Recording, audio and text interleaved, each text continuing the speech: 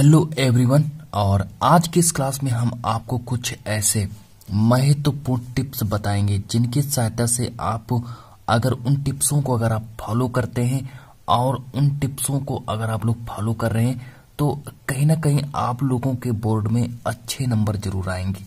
तो ये मैं वादा कर रहा हूँ कि जितने भी टॉपर हैं, टॉपर स्टूडेंट जो कि बनते हैं, वो टॉपर कैसे बनते हैं, वो उनके पास एक टाइम टेबल होता है, वो अपने नोट्सों को तैयार करते हैं। तो जो जितने भी टॉपर होते हैं वो अच्छे नंबर कैसे लाते हैं, और आज हम उसी वीडियो पर बात करेंगे। तो चलिए स्टार्ट करते हैं क्लास को।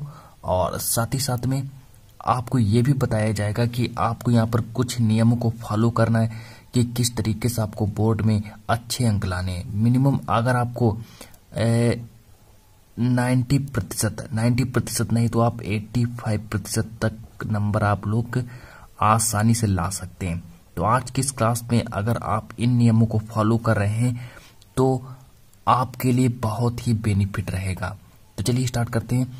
तो सबसे पहले अगर हम बात करें कि ये 7 नियम अपनाओ और हर पेपर में अच्छे नंबर पाओ। अगर हर पेपर में अगर आपको अच्छे नंबर पाने हैं तो आपको इन 7 नियमों को अच्छे से फॉलो करना है। तो आज ही से ही, बिल्कुल आज से अभी से ही आप लोग इन नियमों को फॉलो करें और अभी से ही आप लोग ठान लें कि हमें इन 7 नियमों को फॉलो करना है और हमें इसी तरीके से पढ़ाई करनी है। क्योंकि स्टूडेंट्स अब आपके पास समय कम बचा है, आपके पास मिनिमम स्टूडेंट्स 2 से 3 महीने ही आपके पास बचे हैं।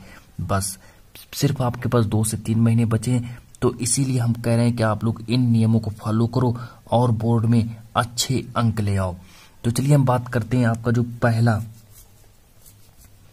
पहला नियम क्या है कि नोट्स तैयार करें। नोट्स तैयार करें जैसे मान लीजिए, और आपको सबसे पहले यहाँ पर सबसे पहला जो नियम है कि आप लोगों को नोट्स जो हैं, आपके जो नोट्स हैं, नोट्सों को आप लोग तैयार करें। जैसे आपका जो सिलेबस है, अगर आप लोग क्लास 10th में हैं और क्लास 10th की बात अगर हम करें या फिर क्लास 12th की बात करें, और क्लास 10th में आपको 6 सब्जेक्ट आप लोगों को पढ़ने पड़ते हैं। जैसे कि Hindi, science, social science, drawing हो गया, किसी का कंप्यूटर होता है, ड्राइंग कंप्यूटर आप लोग ले सकते हैं।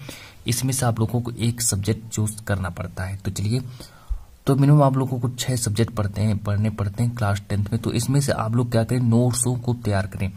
जिस तरीके से अगर आप लोग नोट्सों को तैयार करते हैं तो क्या होगा कि स्टूडेंट्स जब आप पेपर देने जाएंगे तो आप लोगों के जो नोट्स जो तैयार, आप लोगों ने जो नोट्स जो बनाए हैं उसमें इम्पोर्टेंट टॉपिकों को लिखते जाइएगा। और जब आप कोई पेपर देने जाएं, जैसे आप हिंदी का पेपर देने जा रहे हैं, तो उसमें आप लोग क्या करें कि उसी नोट्स को आप लोग पढ़ करके आसानी से अच्छे नंबर ला सकते हैं।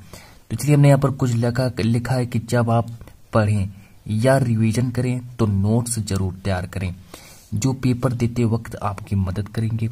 ये जो नोट्स जो हैं, आप लोग जो नोट्स जो तैयार करेंगे, अभी से ही आप लोग नोट्स तैयार करना स्टार्ट कर दीजिए। या फिर कई छात्र ऐसे हैं जो नोट्स बना भी चुके होंगे, और उन नोट्सों में आप इम्पोर्टेंट टॉपिकों को लिखें, महत्वपूर्ण टॉपिकों को लिखें और डेली का डेली रिवीजन करते चलें। इसी के साथ अब जो मेरा जो सेकंड नियम है वो है सैंपल पेपर हल करना। जितने भी आपके पास मॉक टेस्ट हैं, सैंपल पेपर हैं, उन पेपरों को आप लोग हल करते चलिएगा। कहने का मतलब है कि 2 से 3 साल जो पुराने जितने भी पेपर हैं, और जो 2016 में जो आपका पेपर हुआ, और जो आपका 2017 का जो पेपर है, और साथ ही साथ में 2018 का जो पेपर है, 2019 का जो पेपर है, इन पेपरों को आप लोग सॉल्व करें और देखें कि मेरा स्कोर कितना जा रहा है।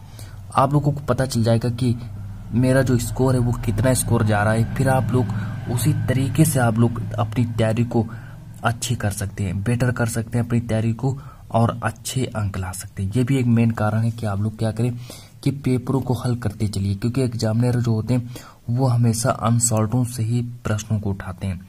और इतना आप लोग समझ लीजिए कि अगर आप लोग अनसॉल्व्ड को अगर आप लोग सॉल्व करते हैं, तो ये मान लीजिए स्टूडेंट्स, अगर आपने हिंदी, इंग्लिश, सोशल साइंस, जो आपके 5 सब्जेक्ट जो हैं, 6 सब्जेक्ट जो हैं, अगर आप लोगों ने 6 सब्जेक्टों के अगर आपने सारे के सारे आप लोगों ने अगर सेट ही हल कर दिए तो स्टूडेंट्स आपके 90% नंबर कहीं नहीं गए, इतना आप लोग मान लीजिए। तो हमने यहाँ पर लिखा कि पिछले कई पेपर को इकट्ठा कर लें। जितने भी पेपर हैं आपके, जो बोर्ड एग्जाम के जितने भी पेपर हैं, उन सारे के सारे पेपरों को आप लोग इकट्ठा कर लें। फिर क्या करें, इकट्ठा करके कई सवालों को जान सकते हैं। आप लोग जान सकते हैं कि पेपरों में किस तरीके के सवाल, बोर्ड में किस तरीके के सवाल जो होते हैं वो पूछे जाते हैं, जिससे आपको पता चल जाएगा कि बोर्ड में कितने तरीके से सवाल पूछे जा सकते हैं। अब यहाँ पर अब हम बात करते हैं कि अच्छा आप लोगों को खाना भी खाना चाहिए, और कई ऐसे खाना है अगर आप लोग अच्छा खाना नहीं खाते हैं तो आपके शरीर के लिए हानिकारक हो सकता है। हानिकारक हो सकता है, क्यों हानिकारक हो सकता है? जैसे आप कोई तैयारी कर रहे हैं, जैसे मान लीजिए आप लोग, आपका जो पेपर है, आपका पेपर नजदीक है और आप लोगों ने कुछ बेकार की चीजें खा ली हैं, तो आपका जब पेट खराब हो गया, बुखार आ गया, तो इससे क्या हो सकता है कि आपका जो पेपर है देने में, आप लोगों को पेपर देने में दिक्कत हो सकती है। तो इसलिए आप लोगों को स्टूडेंट्स अच्छा खाना खाना चाहिए, और ऐसा खाना खाएं जिसमें प्रोटीन अधिक मात्रा में हो। साथ ही साथ में आप इसका भी सेवन कर सकते हैं, ताजे फलों, अंडे, मछली आदि का भी, हरी सब्जियां हैं उनका भी आप सेवन कर सकते हैं। तो इतनी चीजें अभी तक हमने आपको 3, और साथ ही साथ में एक और आपका, चलिए समझ लीजिए कि रिवीजन। अब रिवीजन क्या है? रिवीजन में समझिए मेन कारण है कि आप लोग रिवीजन डेली का डेली रिवीजन भी करते चलिए। रिवीजन भी आप लोग करिए डेली रिवीजन में, यानी कि आप लोगों के पास एक टाइम टेबल होना चाहिए, कि टाइम टेबल होना चाहिए कि हमको किस टाइम टेबल से पढ़ाई करनी चाहिए, हमको किस टाइम टेबल से पढ़ाई करनी चाहिए। आप लोगों के पास एक टाइम टेबल होना चाहिए, और साथ ही साथ में उसी टाइम टेबल के हिसाब से आप लोगों को पढ़ना चाहिए। तो चलिए हम टाइम टेबल पर एक अलग से वीडियो बना देंगे कि आप लोगों को का जो टाइम टेबल है वो किस तरह का टाइम टेबल होना चाहिए, और उस टाइम टेबल पर हम अलग से वीडियो बना देंगे।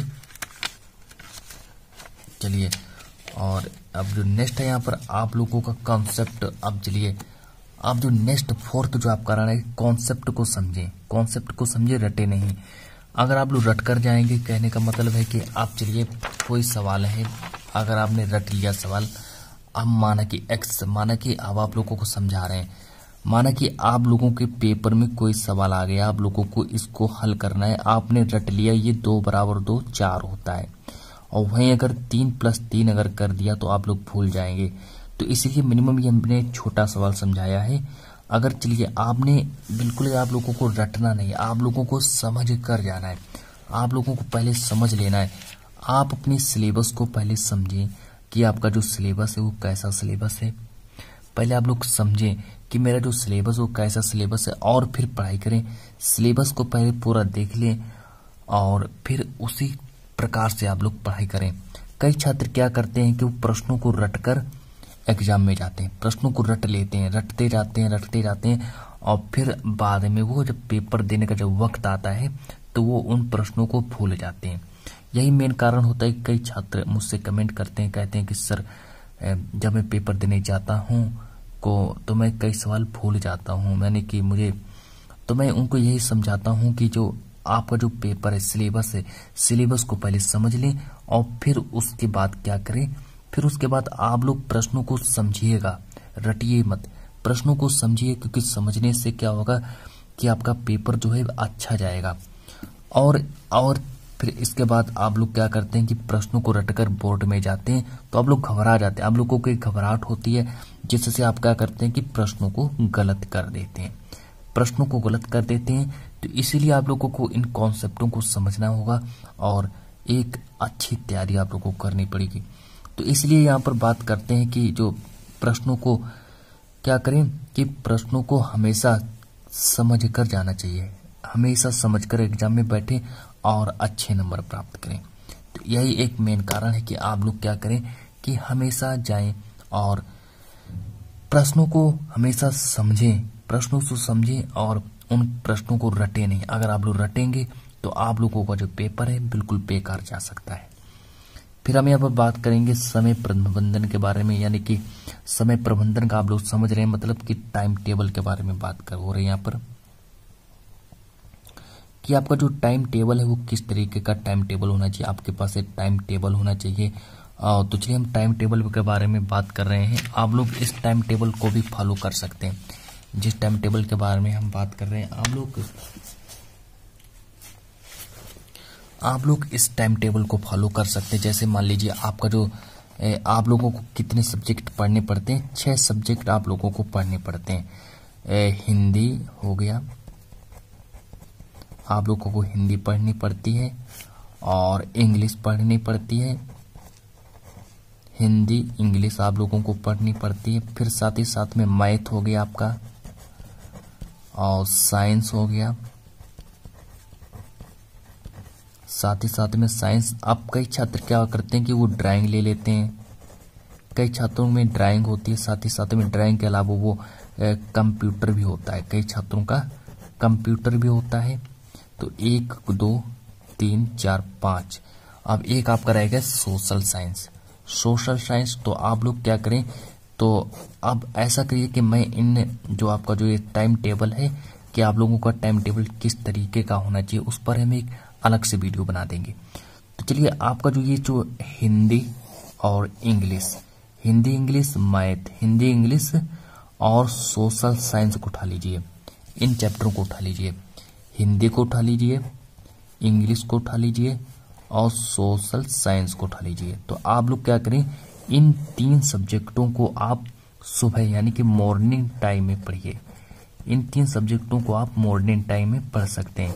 और फिर इसके बाद जो आपका नेक्स्ट जो सिलेबस बचा है, जो आपका मैथ और साइंस, ड्राइंग में कोई दिक्कत नहीं, आपको स्टूडेंट सिर्फ ड्राइंग में आपके कमल का फूल बनाना है और आम बनाना है, अंगूर भी आप बना सकते हैं और जग भी बना सकते हैं।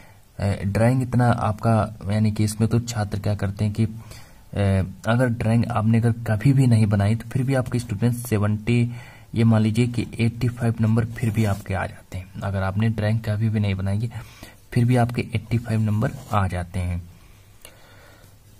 तो यहाँ पर हम बात कर रहे हैं जो आपका मैथ और साइंस है, इसको आप नाइट में भी पढ़ सकते हैं क्योंकि आपके पास बहुत टाइम है। आप इन सब्जेक्टों को नाइट में पढ़ सकते हैं। और जो आपका ये जो सब्जेक्ट है हिंदी इंग्लिश सोशल साइंस, इसको आप मॉर्निंग में पढ़ सकते हैं।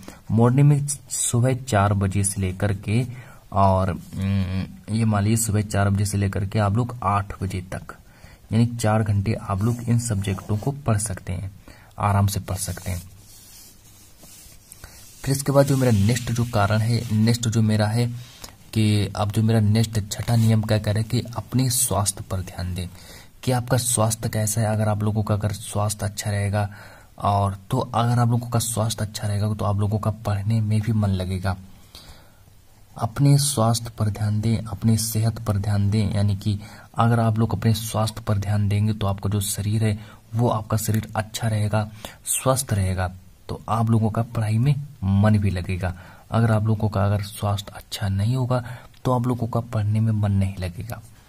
फिर यहाँ पर बात करते हैं कि सुबह को आप थोड़ा बहुत टहल लें, यानी कि सुबह जाएं, वॉक करें, मॉर्निंग टाइम में जाएं, थोड़ा टहलें और घूमें टहलें और शुद्ध हवा खाएं।